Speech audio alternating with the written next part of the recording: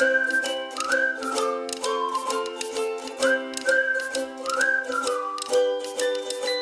बच्चों, today we will learn class 10 math chapter 7 important objective type questions. बच्चों, इस video में हम लोग क्लास 10 मैथ चैप्टर 7 के इम्पोर्टेंट ऑब्जेक्टिव टाइप क्वेश्चन को हम लोग पढ़ेंगे और समझेंगे।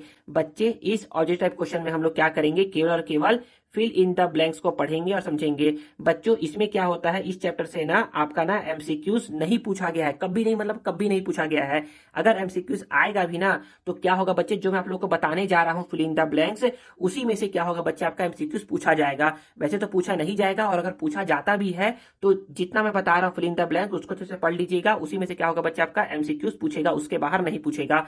चलिए बच्चे, हम लोग क्या करते हैं, ऑब्जेक्टिव क्वेश्चन को हम लोग पढ़ना स्टार्ट करते हैं और समझते हैं। तो देखिए बच्चे, फर्स्ट क्वेश्चन क्या है, फर्स्ट क्वेश्चन है हमारा यहाँ पर फिल इन द ब्लैंक्स का पहला क्वेश्चन बोला जा रहा है कि the graph of any data is a dash representation of number. तो बच्चे, जो ग्राफ होता है ना किसी भी डाटा का, वो क्या रिप्रेजेंट करता है, वो रिप्रेजेंट करता है बच्चे पिक्टोरियल रिप्रेजेंटेशन।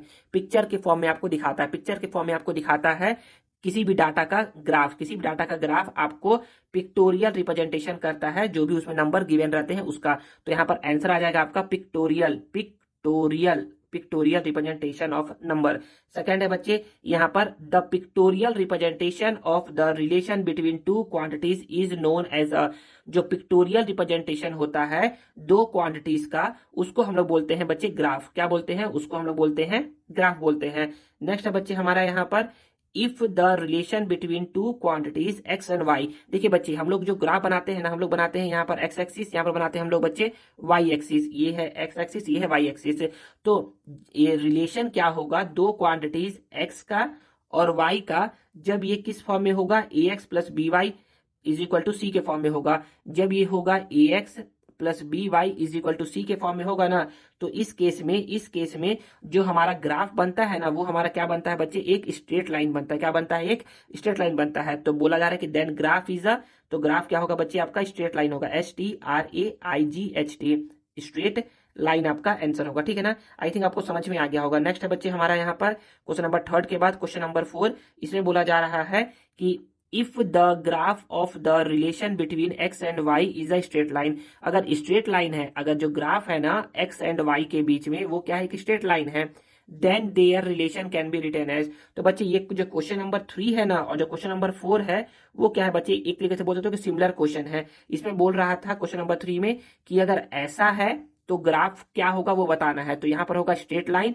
और अगर स्ट्रेट लाइन है तो रिलेशन क्या होगा, रिलेशन होगा बच्चे A X plus B Y is equal to C बोल लो, या फिर हम लोग बोलते हैं उसको y is equal to M X plus C बोलते हैं, y is equal to M X plus C बोलते हैं। तो या तो आप ये आंसर लिख सकते हो, या फिर आप y is equal to M X plus C answer लिख सकते हो।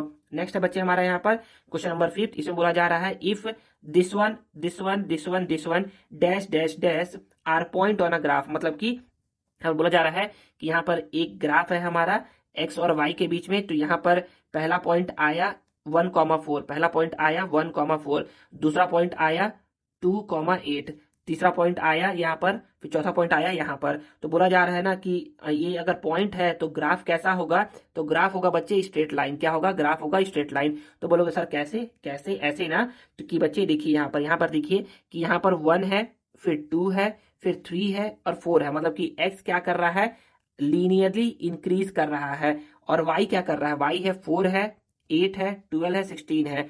तो y भी क्या कर रहा है बच्चे, ग्रेजुअली इंक्रीज कर रहा है। मतलब कि x का वैल्यू जैसे जैसे इंक्रीज हो रहा है ना, y का वैल्यू भी क्या हो रहा है बच्चे, इंक्रीज हो रहा है, और सेम रेशियो में इंक्रीज हो रहा है। सेम रेशियो मतलब कि 4 से 8 हुआ है तो 8 से 12 हुआ है, 12 से 16 हुआ है। यहाँ पर 1 से 2 हुआ है, 2 से 3 हुआ है, 3 से 4 हुआ है। तो ग्रेजुअली इंक्रीज कर रहा है। मतलब जो स्लोप है ना बच्चे, जो स्लोप है m जो स्लोप है y2 minus y1 upon x2 minus x1, ये क्या है बच्चे, एक कांस्टेंट वैल्यू आया है। ये क्या है, एक कांस्टेंट वैल्यू आ रहा है, हर बार क्या आ रहा है बच्चे, सेम टू सेम वैल्यू आ रहा है। इसीलिए जो ये ग्राफ होगा बच्चे, वो क्या होगा आपका, वो होगा आपका स्ट्रेट लाइन। क्या होगा आपका, वो आपका स्ट्रेट लाइन होगा। ठीक है, समझ में आ गया ना। तो अगर यहाँ पर क्या रहता, अगर यहाँ पर ऐसा रहता, यहाँ पर समझिए, यहाँ पर 1,4 रहता, यहाँ पर 2,8 रहता, और यहाँ पर 3,12 की जगह पर रहता 15 रहता, या फिर आपका 4 के बाद रहता आपका 20 रहता। तो ये क्या है बच्चे, ये सेम रेशियो, मतलब कि इन सभी का जब आप स्लोप निकालोगे ना, जब आप क्या करोगे यहाँ पर, जब आप इन दोनों का स्लोप निकालोगे तो m का कुछ वैल्यू आएगा। फिर जब आप क्या करोगे, इन दोनों का स्लोप निकालोगे तो आपका m का कुछ वैल्यू आएगा। और जब आप क्या करोगे, इन दोनों का स्लोप निकालोगे तो m का कुछ वैल्यू आएगा। ये तीनों वैल्यू क्या होंगे बच्चे, आपस में इक्वल इक्वल नहीं होंगे। और जब ये इक्वल इक्वल नहीं होगा ना, तो वहां पर आपका स्ट्रेट लाइन नहीं बनता, वहां पर आपका क्या बनता बच्चे, स्ट्रेट लाइन नहीं बनता। लेकिन जब आप क्या करोगे, इन दोनों का स्लोप निकालोगे तो m का वैल्यू आएगा। फिर आप क्या करोगे, इन दोनों का स्लोप निकालोगे तो m का वैल्यू आएगा। और फिर आप क्या करोगे, आप इन दोनों का स्लोप निकालोगे तो m का वैल्यू आएगा। तीनों केस में m के वैल्यू क्या आएंगे बच्चे, इक्वल इक्वल आएंगे, मतलब कि स्लोप का वैल्यू क्या आएगा, इक्वल इक्वल आएगा। कैसे निकालते हैं, ये निकालते हैं y2 minus y1 upon x2 minus x1 से। तो जब आप ऐसा करके निकालोगे ना, तो ना ईच एंड एवरी केस में क्या आएगा बच्चे, स्लोप का वैल्यू सेम टू सेम आएगा। और इस केस में जो ग्राफ बनेगा बच्चे, वो क्या बनेगा, स्ट्रेट लाइन बनेगा। ठीक है ना, आई थिंक समझ में आ गया होगा। नेक्स्ट बच्चे हमारा यहाँ पर क्वेश्चन नंबर 5 हो गया है। क्वेश्चन नंबर 6 को पढ़ते हैं। क्वेश्चन नंबर 6 में बोला जा रहा है यहाँ पर, the independent variable is taken on dash axis. तो इंडिपेंडेंट वेरिएबल को हम लोग लिखते हैं बच्चे एक्स एक्सिस पर, और जो डिपेंडेंट वेरिएबल होता है उसको हम लिखते हैं वाई एक्सिस पर। मतलब कि जब ऐसा करके कोई हम लोग एक ग्राफ बनाते हैं ना, तो इसको बोलते हैं एक्स एक्सिस, इसको बोलते हैं वाई एक्सिस। अब जो भी इंडिपेंडेंट वेरिएबल होता है उसको हम लिखते हैं एक्स एक्सिस पर। मतलब कि यहाँ पर सपोज करो कि यहाँ पर लिख लेंगे हम लोग साइड ऑफ स्क्वायर, और यहाँ पर लिख लेंगे हम लोग पेरीमीटर ऑफ स्क्वायर। तो साइड ऑफ स्क्वायर क्या है, एक इंडिपेंडेंट वेरिएबल है।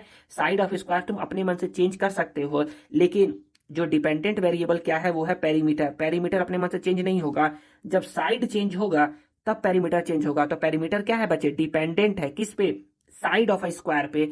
तो इसीलिए क्या है बच्चे, जो डिपेंडेंट वेरिएबल होता है उसको बनाते हैं वाई एक्सिस पर, और जो इंडिपेंडेंट वेरिएबल होता है उसको बनाते हैं एक्स एक्सिस पर। ठीक है, आगे आगे बोल जा रहा, सेम टू सेम क्वेश्चन है ऐसा ही, कि the length of the side of a square is and dash variable. तो जो लेंथ ऑफ साइड है ना किसी भी स्क्वायर का, वो होता है आपका इंडिपेंडेंट वेरिएबल। क्या लिखोगे आप वहां पर, लिखोगे इंडिपेंडेंट वेरिएबल। और जो एरिया हो गया या फिर पेरीमीटर हो गया स्क्वायर का, वो क्या होता है बच्चे, आपका डिपेंडेंट वेरिएबल होता है। क्या होता है, डिपेंडेंट वेरिएबल होता है। बच्चे मैं आप लोग को क्या कर रहा हूँ, फिल इन द ब्लैंक्स पढ़ा रहा हूँ, लेकिन अगर आप लोग का एमसीक्यूज आता है ना, तो इससे बाहर आपका एमसीक्यूज नहीं आने वाला है, इसी में से आएगा। 100% मैं गारंटी दे रहा हूं, इसी में से आएगा, अगर आता भी है तो। ठीक है, नेक्स्ट क्वेश्चन है बच्चे हमारा यहाँ पर, कि one graph is in the form of a straight line.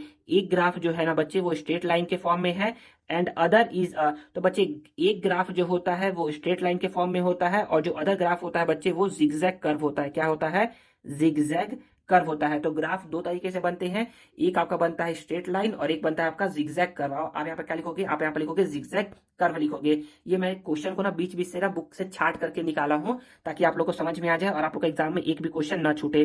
ठीक है ना, तो हमारा यहाँ पर क्वेश्चन नंबर 8 भी हो गया। अब हमारा लास्ट 2 क्वेश्चन बचे हुए हैं। Question number 9। क्वेश्चन नंबर 9 क्या है, क्वेश्चन नंबर 9 है कि when the slope of a line is constant. तो बच्चे जब स्लोप क्या है, कांस्टेंट है, मतलब कि जब m निकाल रहे हो, ईच एंड एवरी केस में क्या आ रहा है बच्चे, वो आपका सेम टू सेम आ रहा है। जब सेम टू सेम आता है तो उसको हम बोलते हैं कांस्टेंट।